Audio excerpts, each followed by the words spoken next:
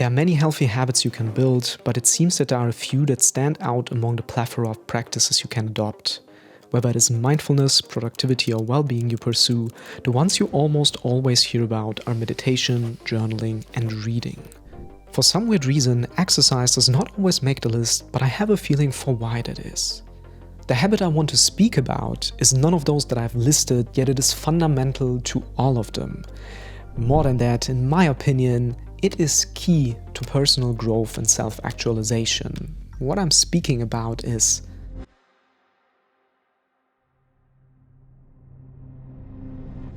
over the last 5 years or so, I adopted and experimented with multiple habits.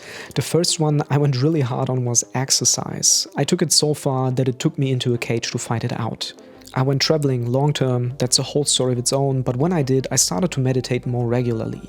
After a while and a major setback, I took it to a 30 to 45 minute daily morning routine. And journaling, well, I never really journaled. But that's a whole topic of its own. Although the habit I felt most resistance towards, not even building, but simply just starting it, was reading. I always had a romantic idea and a very idealized image of reading. I always had a positive attitude towards it, but I just couldn't get myself to do it. I mean, before turning 30, I may have fully read and finished maybe 5 books or so. I may be exaggerating, or in this case actually understating, but I just couldn't be bothered. Even for school or studies, it wasn't much. That's what I'm trying to say. I mostly just read when I needed to. Yet currently I'm reading 2 to 3 books a month, all non-fiction, mostly challenging, preferably scientific. And I'm not speed reading at all, I'm slow reading, literally.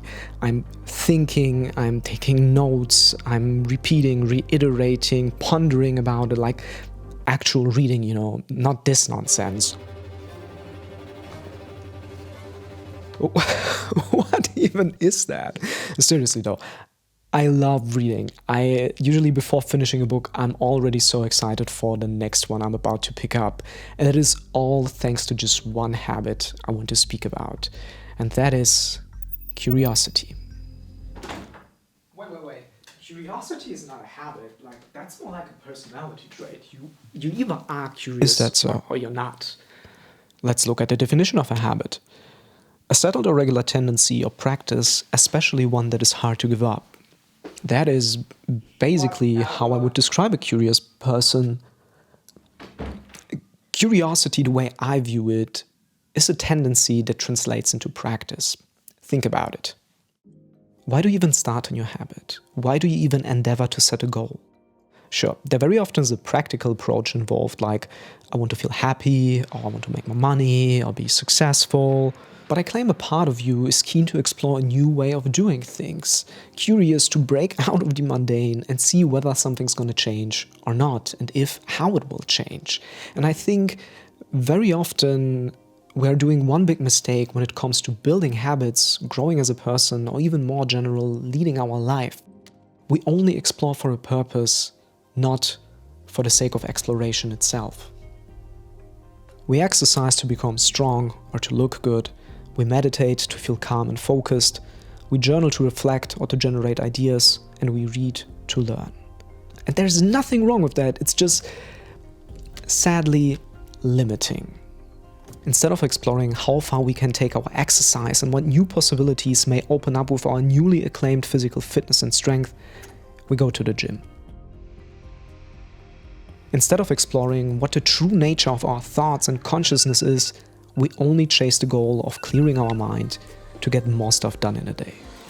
Instead of exploring our innermost expression, we stick to 3 things we are grateful for. Instead of exploring new horizons, we only learn what we need to. It is, sadly, limiting. What I mean when I speak of curiosity is the habit to be open to new experiences and new information and to actively seek out situations and activities that challenge you. The habit of asking, what else is there? How does that really work? How much can I learn? How deeply can I immerse myself? How far can I take it? Where is my limit? And reading in this regard is the perfect metaphor for me. One book that really turned things around for me was Sapiens by Yuval Noah Harari. When reading it, page for page, I was only thinking, holy crap, everything that I've been taught about humanity was wrong? Okay, wrong might not be the best word for it. At least the public consensus is far from being accurate. Like so many things. And even though Sapiens is not to be taken as a Bible, there's lots of criticism as well, it evoked a feeling in me of, I want to know more. So I started reading all kinds of books I thought I would never read. And after a while, I started reading books I thus far considered myself fairly too dumb to read. I started building up my understanding as I would build up my strength or stamina when exercising, because I wanted to know how far I can take it. And I'm fairly not a scientist and definitely far from being brilliant. I do not consider myself smart or intelligent. Creative, yes. Intelligent in an intellectual sense, not so much. Yet I can still enjoy a read like Thinking Fast and Slow by Daniel Kahneman and be blown away and inspired by how little I know about how little I know.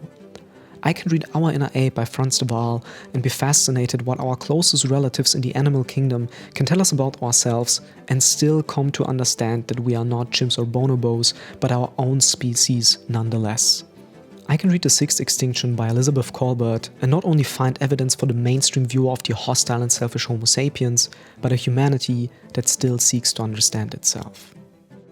By being curious enough to go beyond the spaces that comfort me and explore horizons I formerly deemed irrelevant, I often find truth where I did not expect it.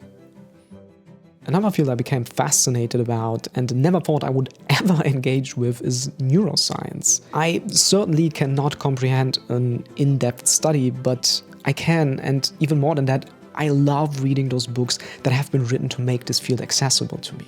And the reason I'm stressing this point so much is that people, especially in the realm of personal development and spirituality, literally praise themselves for being so avid to grow and move out of their comfort zone. Yet, what I most of the time see is nothing but an infinite cycle of narcissistic confirmation bias.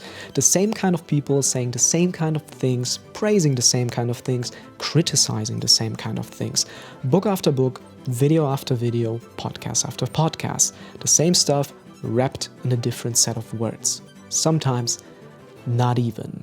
Where exactly is the richness and diversity of life in that? How is that growth? That's just comfort. And that's also probably why sports or exercise very often does not make the list of life-changing habits, because it's undeniably hard and uncomfortable and you really need to push yourself through to actually achieve results. Curiosity, on the other hand, can be long-term motivation. It is literally what pushed me into MMA. It is literally what pushed me out traveling. It is what got me into filmmaking. And it is what makes me move beyond, adapt new habits, and explore new horizons. If you are only doing what feels good and only consuming what inspires you, chances are you are running in circles. You may convince yourself that you're moving in an upward spiral, and that's definitely better than to move downwards or plateau. But doesn't it feel sadly limiting, building only one column of life when a whole universe awaits to be explored? So maybe instead of chasing the next habit, the next goal, the next quantity, it is about time to introduce some diversity, richness, and quality, and to harness genuine curiosity. To bring along some grit and do the hard thing, take the difficult route, and respect yourself to throw a challenge at you that actually challenges you. Maybe. But who am I to judge? That's up to you ultimately. And if you didn't like this video, chances are it was exactly what you needed to hear. I see you.